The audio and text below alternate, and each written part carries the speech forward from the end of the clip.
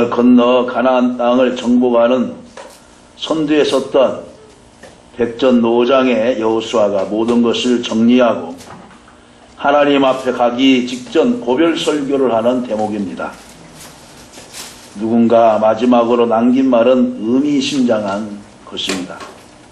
특히 이스라엘의 역사의 산증인으로서 한 시대를 이끌었던 지도자가 과거와 현재를 잇고 미래를 예견하는 이 시점에서 중요한 것이 무엇인지를 깨우쳐주는 귀한 말씀입니다.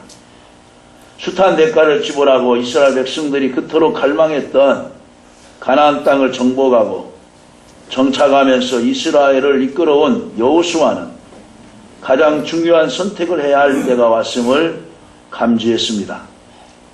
다가온 축복 속에서 마냥 기뻐하고 있을 때가 아니라 어떤 결단을 하지 않으면 안 된다는 것입니다.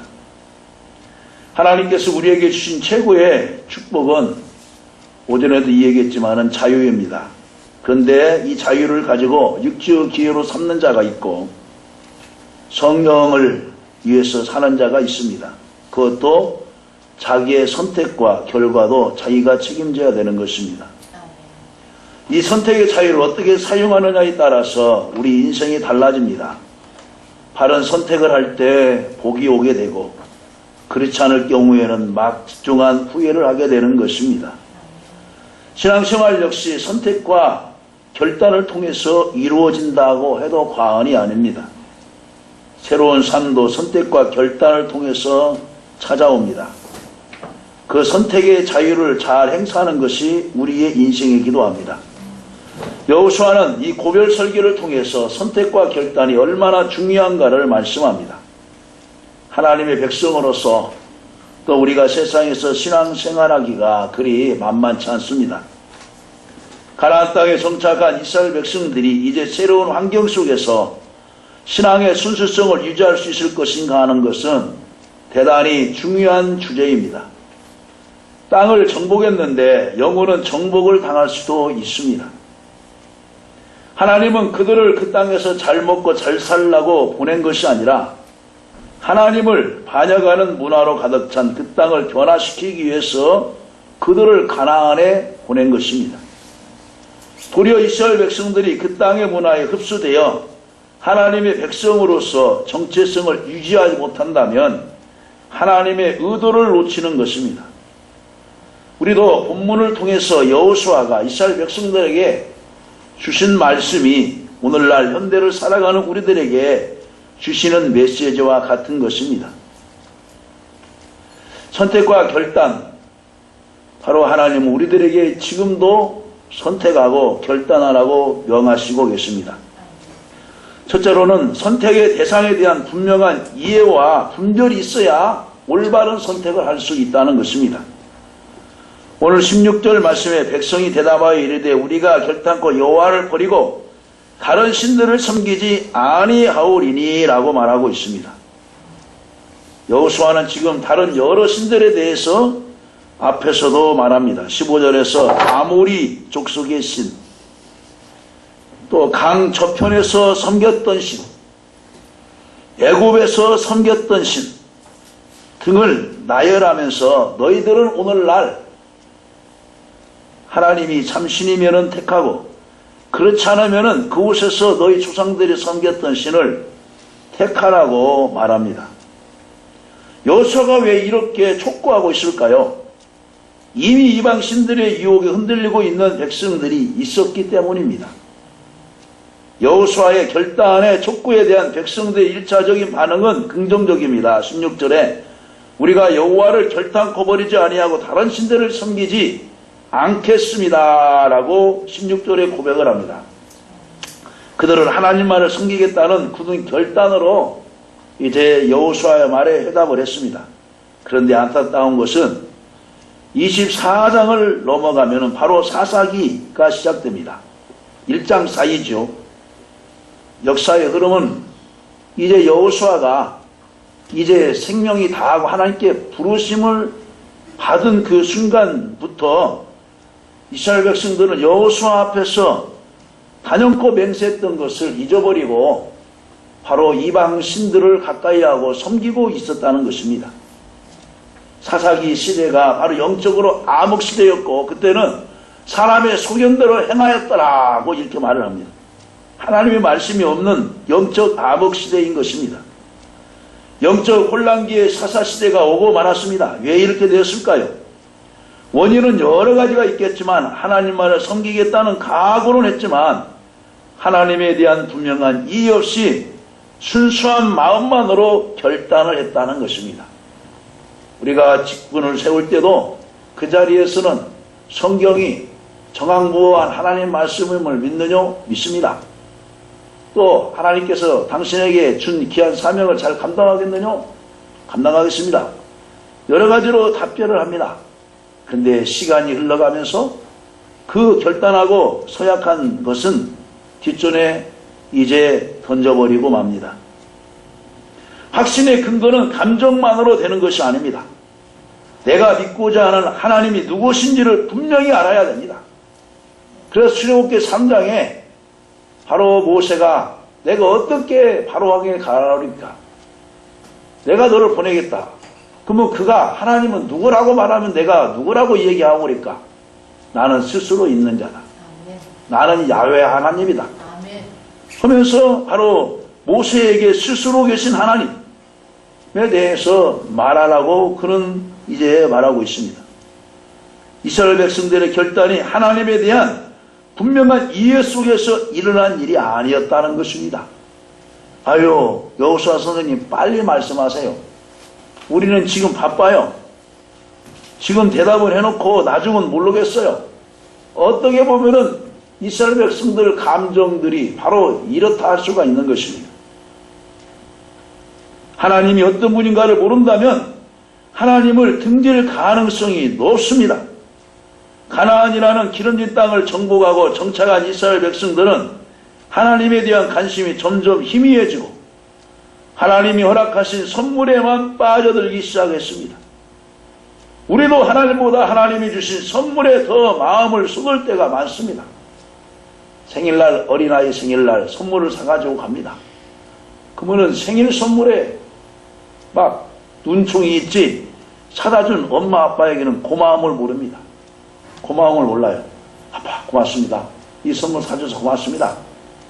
그 감사함은 있고 빨리 손으로만 달라는 거예요. 손으로만. 빨리 주세요. 빨리 주세요. 어떻게 보면 우리가 명절 때 이제 자녀들에게 세배를 받고 또 어른들에게 이제 세배를 하지요. 그러면 아이들은 한쪽 가서 야, 너 세뱃돈 얼마 탔냐? 배추잎 탔냐? 노란잎 탔냐? 이왕 이택에 탔냐? 아니면 세종대왕 탔냐? 물어보죠. 부모에 대한 어른에 대한 공경심은 없고 뭐냐면은 세뱃돈에만 눈이 멀어 있다는 것입니다. 옛날에 이런 말이 있죠. 제사밥에만 마음이 있다고. 하나님과 관련된 것에는 참여를 하지만 정작 하나님에 대한 관심이 희미해지면 이스라엘 백성들처럼 이러할 수가 있다는 것입니다. 내가 믿는 하나님이 어떤 분인지를 대한 충분한 이해를 하기 위해서는 우리들이 지속적으로 믿음을 갖고 고백을 해야 되는 것입니다. 그래서 베드로처럼 주는 그러시듯이 하나님의 아들이심을 내가 믿습니다라고 하는 그런 고백이 저와 여러분에게 있어야 될 줄로 믿습니다. 우리가 믿는 신앙의 많은 형태가 하나님에 대한 관심보다 일상의 것에 마음을 쏟고 있는 것일 때가 많이 있습니다. 그러면서 그 문화에 익숙해지고 그 다음에 하나님께 등을 돌리기 시작합니다. 너무 쉽게 믿고 섣부른 신앙 고백으로는 신앙의 미래를 담보할 수 없습니다. 언제든지 내 마음에 드는 신을 찾아갈 가능성을 가지고 있다는 것입니다. 반은 세상, 반은 교회, 하나님의 백성들이 강력하게 무장하지 않으면 안 될 시대에 우리가 살아가고 있습니다. 세상에는 내 마음에 드는 신들이 얼마나 널려져 있는지 모릅니다. 리처드 포스터가 말한 대로 돈의 신, 맘모니즘, 권력의 신, 그 다음에 성이라는 신이 버젓이 사람들의 마음을 유혹하고 있습니다. 그러므로 우리는 하나님에 대한 이해를 넓히고 하나님에 대해서 깊이 공부하고서 깨달아야 되는 것입니다. 교회 안에서도 지속적으로 변화를 경험하며 신앙이 깊어가는 성도들이 있는가 반면에 타성적으로 믿음을 생활하는 자들도 있습니다. 그분에게서 흘러나오는 것은 봉사하며 살아간다고 하지만은 정작 믿음에서는 하나님과 동떨어진 자들도 없잖아 있습니다. 두 번째로 선택은 뚜렷한 행동의 변화가 있어야 되는 것입니다. 15절을 한번 읽겠습니다. 만일 여호와를 섬기는 것이 너희에게 좋지 않게 보이거든 너희는 조상들이 강처 쪽에서 섬기던 신이든지 또는 너희가 거저한 땅에 있는 아모리 족속의 신이든지 너희가 섬길 자를 오늘 택하라. 오늘 말하고 있습니다. 오늘. 선택은 다른 것들에 대해서 등을 돌리는 것입니다. 선택은 언제나 포기를 하는 것입니다. 주님께서 말씀했죠. 자기를 부인하고 자기 십자가를 지고 날마다 나를 쫓을 것이니라. 아멘. 바로 거기서 포기입니다. 포기. 어느 사람이 믿음 생활하다가 포기하니까 그 포기는 바로 야채 가게에 있는 거야 라고 우스갯소리도 하는데 여기서 포기는 뭐냐? 내 생각이나 감정이나 모든 것이 믿음에 저촉되거나 주님의 영광을 가리다고 생각하는 것은 바로 내려놓는 것입니다. 여호와를 선택한다는 것은 수많은 신들에 대한 유혹을 거부하는 것입니다. 하나님을 섬기려고 한다면 강처편에서 섬기는 이방신들을 단호히 버려야 됩니다. 바로 엘리야가 갈멜산에서 이스라엘 백성들에게 다시금 요구한 것이 있었어요. 바알이 너희가 하나님은 신을 섬겨라. 그러나 나는 하나님만을 섬기겠다. 이스라엘 백성들은 이미 배교의 문화가 그들에게 들어와 있었던 것입니다. 그동안의 다른 이성적 관계는 끊어야 됩니다. 양다리는 갈등을 심화시키고 모든 관계를 깨는 요인을 제공합니다. 하나님과의 관계에서도 마찬가지입니다. 새로운 출발은 각오와 깨끗한 결별을 해야 되는 것입니다. 그래서 바울 사도가 하나님을 알고 난 이후부터는 고상한 것이 모든 것이 세상 것은 배설물과 여겼다 그랬습니다. 배설물처럼 여겼다. 그런데 이스라엘 백성들을 애굽에서 섬기던 신들의 일부도 가나안 땅으로 끌고 들어왔습니다. 과거 전력이 무서운 것은 현재로서 미래로 가지 못하도록 붙잡는 족쇄가 될 수 있기 때문에 그렇습니다. 신앙생활 하다 보면 우리 안에도 나도 모르게 슬그머니 이런 사상들이 들어와 있을 때가 있습니다. 믿음보다는 내 생각, 이성, 하나님의 말씀보다는 성령의 생각보다는 자기의 지혜 하면서 나중에 합리화를 시킵니다. 내 자리에서 이것은 최선을 다했습니다. 그런데 하나님 말씀에 비춰보면 그것이 저촉이 돼요. 그것은 바로 하나님의 법이 세상 법보다 못하다는 것입니까? 믿음의 법이 성령에 기록된 하나님의 말씀이 세상 정치 법보다 못하다는 것입니까? 신앙생활의 우위를 어디에 두냐에 따라서 그 사람의 결정을 하고 난 것입니다. 매일 순간 끊임없이 우리의 마음을 뺏어나 가려고 사탄은 우리의 마음을 미혹합니다. 부부간에도 서로에 대한 신실함을 계속 갖지 못하도록 의심을 주게 됩니다. 하나님만을 섬기려고 하면 끊임없이 우리 안에 있는 이방 신들이 솟구쳐 올라옵니다. 아차하는 순간에 변질되고 충성은 희미해집니다. 하나님과 다른 신은 공존할 수 없습니다. 어떻게 하나님과 벨리알이 같이 공존할 수 있습니까? 하나님은 우리의 마음이 나누어지는 것을 용납하지 않습니다. 하나님께서는 우리에 대해서 일편단심을 요구합니다. 동시에 우리도 하나님에 대해 일편단심을 해야 됩니다. 사랑은 하나입니다. 여럿이 아닙니다. 여기에 선택과 결단은 우리가 계속 십자가만을 바라보고 세상의 등을 돌리고 하나님 한 분만을 사랑하겠다는 의도적 행위를 하는 것입니다. 여러분, 이제 아브라함과 조카 롯이 두 땅을 놓고 어느 곳을 선택할 것이냐? 선택의 기회를 아브라함이 조카 롯에게 줍니다. 에덴 동산 같기도 하고 애국 같기도 하고 너무나 화려한 거예요. 여러분, 우리는 때로는 이렇게 세상에 보이는 것으로 모든 것을 판단하고 기준을 정하고 선택할 때가 있습니다. 그러나 나중에 찾아오는 결과는 어떻습니까? 그때는 손해본 것 같지만 아브라함이 선택한 길은 복된 길이었고 조카 롯이 선택한 길은 사망의 길이었습니다. 엘리야 선지자도 백성들에게 바알과 하나님 사이에서 머뭇머뭇 하지 말고 오늘날 바알이 하나님의 이편에 서고 여호와 하나님이 하나님이면 이곳에 서라고 하면서 두 갈등 사이에서 갈등하지 말라고 머뭇거리지 말라고 촉구한 바가 있습니다. 적당주의는 어디에도 환영받지 못합니다. 피곤한 삶은 애매한 선택에서 시작합니다. 경계선이 분명하지 않습니다. 그러면 눈치를 보게 되어 있습니다. 신앙이면 신앙다웠게 느슨해지는 것이 문제입니다. 신앙에는 중립이 없습니다. 신앙에 중립이 있나요? 정확한 선택이어야 합니다. 이 선택은 바로 하나님께서 결과로 갖다 줍니다. 신앙적 선택과 결단할 때는 매숙해야 하고 아닌 것은 아니라고 하고 정확하게 돌이켜야 합니다. 그래서 예수님께서는 아니라 한 것은 당연히 아니라고 했어요. 옳다 한 것은 아멘이라고 대답을 했습니다. 여러분에게도 이러한 신앙이 있기를 주님의 이름으로 간절히 축원합니다. 다음에 세 번째로 선택은 시간과 깊은 관계에 있습니다. 15절 하반절에 보면 오늘이라는 말이 나옵니다. 오늘 택하라. 선택을 미루지 말라는 것입니다. 지금은 은혜 받을 만한 때요. 그래요. 고린도후서 1장에서는 지금은이라는 말하고 있어요. 지금. 현재를 말하는 것이 지금이 현재예요. 오늘이 현재입니다. 내일은 우리의 인생이 아닙니다. 내일 것은 내 것이 아닙니다.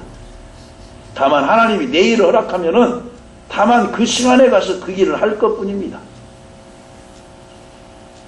우리 목사님들 세계에 어느 날 날짜를 딱 정했어요. 딱 스케줄을 잡아놨습니다. 근데 갑작스럽게 문자가 옵니다. 무슨 일로 인하여서 연기를 합니다. 그렇죠? 근데 내일은 내일 가봐야 알아요. 그 몇 시간을 두고서 취소하는 경우도 있어요. 여러분, 우리 하나님 앞에서 내일이 여러분 내 것입니까? 내일은 내 것이 아니에요. 여호수아가 이렇게 급하게 촉구하고 있는 것은 이스라엘에 스며드는 악한 문화들이 이스라엘 백성들을 목재고 있었기 때문입니다. 우리 인생에서 어떤 특별한 순간이 왔을 때 특별한 선택을 한다면 전혀 다른 인생이 되고 인생의 축복을 가져옵니다. 이렇게 하나님이 특별한 기회를 주실 때를 바로 카이로스라고 합니다. 카이로스. 이것은 하나님의 때입니다. 하나님의 때. 여호와를 만날 만한 때를 찾으라. 그 때가 카이로스입니다. 선을 행하다 낙심하지 말지 때가 이름에 거두리라. 그 때가 바로 하나님의 때, 카이로스입니다. 구원의 사건은 시간의 문제입니다. 하나님의 심판도 역사의 어느 시간을 자르면서 일어납니다. 축복의 삶을 살아가는 사람들은 결단의 때를 미루지 않습니다. 영적으로 깨어있는 사람들은 하나님이 주시는 축복의 기회를 놓치지 않고 그 때를 감지합니다. 영적 감각입니다. 하나님이 주시는 타이밍을 알고 만사를 제치고 행동합니다. 그젠가 제가 어떤 전화를 받았어요. 목사님, 이제 시청에서 집회 안 해요? 8월 31일로 끝났는데요. 우리 참석하려고 그랬는데요. 기회는 항상 있는 것이 아니에요. 자기 교인들이 그랬대요. 이번 시청 집회에 참석하자고. 이제 법정으로 올라가 있기 때문에 8월 31일까지 마치고 이제 10월 4일 날 판결하기 때문에 그때를 위해서 기도해 주시기 바랍니다. 그러냐고. 내 참석을 했어야 되는데. 기회는 항상 오는 것이 아닙니다. 교회 기도의 순서에 우리가 날짜를 선택해 줄 때 항상 오는 것이 아닙니다. 엔간하면 하시죠. 그래서 목사님 안 계셔도 성도를 보내주셔요. 그것도 교육이니까. 그렇게 선 교회도 있고 내가 없는데 어떻게 성도를 보냅니까? 하면서 안 한 교회도 있고. 근데 결과는 다 그때 내가 했어야 되는데라고 후회하는 목사님이 있었고 그때 목사님이 강력하게 하라고 해서 했는데 내가 참 성도들 앞에서도 내가 할 말을 할 수 있었네 라고 말하는 목사님도 계셨어요. 제가 무슨 여기서 때를 얘기할 때 이 얘기하는 거예요. 뭐냐, 기회는 항상 오는 것이 아니에요. 대통령 여러분 항상 합니까? 유엔 사무총장 항상 합니까? 때가 돼야 있어요. 이제 하나님이 주시는 타이밍을 알고 여러분 잘 맞추시기를 간절히 바랍니다. 때를 아는 것이 지혜이고 때에 맞게 하는 것이 바로 영적 분별력입니다. 중요한 결정일수록 미루면 위험합니다. 마귀가 가장 잘 쓰는 전략이 뭐예요? 내일 하라는 거예요. 내일 하라. 내일 하라. 고묘한 심리전입니다. 미루다 보면 결국 내일도 못합니다. 내일도 또 내일로 미루게 되어 있어요. 결국은 못하게 됩니다. 미루는 것이 얼마나 미련한 일인지 모릅니다. 세상에 무섭지 않는 사람이 내일 하겠다는 사람입니다. 네? 그러나 무서운 사람이 뭐예요? 당장 하겠다는 사람입니다. 당장 하겠다는 사람. 오늘 지금 선택하는 것이 중요합니다. 우리 인생에 예수를 믿게 된 순간도 마찬가지입니다. 복음을 듣고 예수를 믿는 시점이 되었을 때 그때 반응하는 것이 그 사람에게는 복인 것입니다. 주 예수를 믿어라. 그리하면 너와 내 집이 구원을 얻으리라. 미루고 차일피를 미루다 보면은 그 때를 놓치고 마는 것입니다. 지금 이 순간 우리가 결단해야 할 것이 무엇인지 여러분 알고 결단하십시오. 머뭇거리는 삶은 인생을 낭비합니다. 특히 영적 결단은 매우 중요합니다. 하나님에 대한 분명한 결단을 놓치면 모든 악한 것들이 꼬리를 물고 따라오게 됩니다. 말씀을 맺습니다. 선택과 결단, 우리의 삶의 관심을 다시 한번 하나님께 정조준하는 시간 되기를 간절히 바랍니다. 사랑하는 사람 사이에서 최고의 선물은 사랑하는 사람 자체입니다. 선물이 아닙니다. 그런데 선물에 따라 마음이 변하면 안 되는 것이죠. 더 좋은 것을 사준다고 마음이 바뀌는 것, 자꾸 마음을 바꾸는 것, 그것은 변질입니다. 단단한 결단을 하고 영적 전쟁에서 승리하시기를 간절히 바랍니다. 신앙생활에 타협은 없습니다. 올바른 선택을 하셨으면 그 길로 결단하고 나가면 성령님이 도와주시고 함께하여 주시고 승리하게 하실 줄로 믿습니다. 이러한 저와 여러분 되시기를 주님의 이름으로 간절히